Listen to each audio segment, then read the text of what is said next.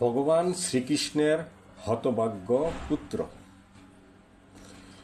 ভগবান শ্রীকৃষ্ণ এবং তার এক স্ত্রী জাম্বুবতীর পুত্র ছিলেন শাম্ব। একবার স্বয়ং শ্রীকৃষ্ণ তার এই দুই পুত্রকে অভিশাপ দিয়েছিলেন। এখন প্রশ্ন হলো এবং কিন্তু কেন? একবার দেবর্ষি নারদ দ্বারকা নগরীতে গেলে শাম্ব তাকে অবজ্ঞা করেন।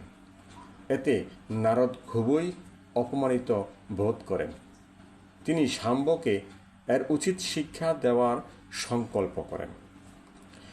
এরপর একদিন শ্রীকৃষ্ণ যখন রৈবতক পর্বতের প্রমোদ কাননে তার মহিষীদের সঙ্গে আমোদ প্রমোদে লিপ্ত ছিলেন, তখন নারদ একটি ফোন দিয়ে আটেন। তিনি শাম্বকে গিয়ে বলেন যে তার পিতা তাকে ডেকেছেন।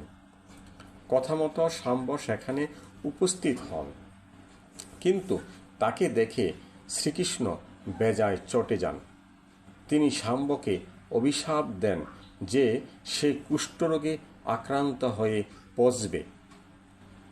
পরে শ্রীকৃষ্ণ আসল ব্যাপারটি বুঝতে পেরে শাম্বকে পরামর্শ দেন যে যা হয়ে গেছে সেটাকে আর ফেরানো